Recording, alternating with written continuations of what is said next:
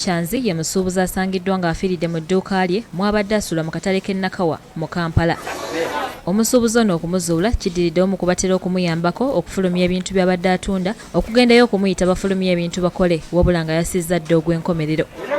Abatwala akatale kano basitukiddemu okujja okulaba ogubadde wabula nga bali mu kiyongobero kyokka ab'ebyokwerinda abadde mu kifo kino nga babatangira okukuŋŋaana kubanga ate babadde bayinza okubuukawo ne nawookera wa ssennyiga korona. Okusinziira ku basuubuzi, omugenzi babadde asula nabo mu katale bayawukanye ne Nakyanzi eggulo nga talina buzibu bwonna wabula kibakubye enkikwe bwe bukedde nga mufu.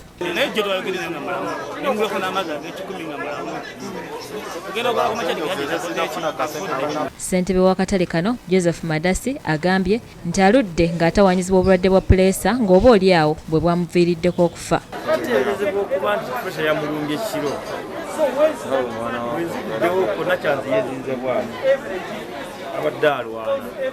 Meeya w'e Nakawa Paulo Mugambe alaze obwennyamivu olw'abasuubuzi abaalagibwa okusula mu butale awatali wadde okufiibwako nga ne bwe bafuna obuzibu tewali ayamba. Gye tulimu embi egisejja abantu baffe wakiri batuteerengawo omusawo omwomu mu katale akanene nga kano. Omubaka wa Nakawa East Ronald Nsubuga Balimwezo atuuseeko mu katale awagudde ekikangabwa kino n'asaba gavumenti okuyambako abasuubuzi bano ng'ebawa ebyokukozesa nga basula mu butale n'okubadduukirira mu byendya kubanga tebalaba ku baguzi. Otuuka munda n'okaaba amaziga ng'amenvu gavunda ng'ebika ebibala byonna byonoonese kale nno twandisabye gavumenti neevaayo ne bayambako. Mu ngeri y'emu asabye abasuubuzi okwongera okugoberera amateeka agaateekebwa gavumenti mu kulwanyisa ekirwadde ki ssennyiga korona. Waliwo b'empulidenti bajja ne bagaana okwambala masiki ne bayingira akatale abo bagenda kukwatibwa era nga bya DPC abakwate.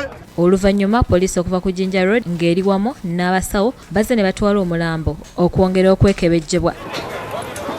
Ye omwogezi wa poliisi mu Kampala n'emirirwano Luko Wesigire agamba nti bafunye amawulire g'okufa kw'omukyala ono mu ngeri ey'ekibwatukira era okunoonyereza kutandise okuzuula ekituufu ekyamuviiriddeko okufa.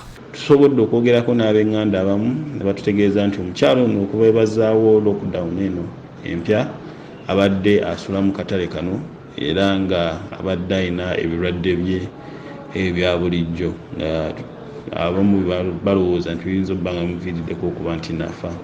Omulambo gwe gwatwaliddwa era tujja bba tubabuulira ekiviiri kyamuviiriddeko okuba nti nafa.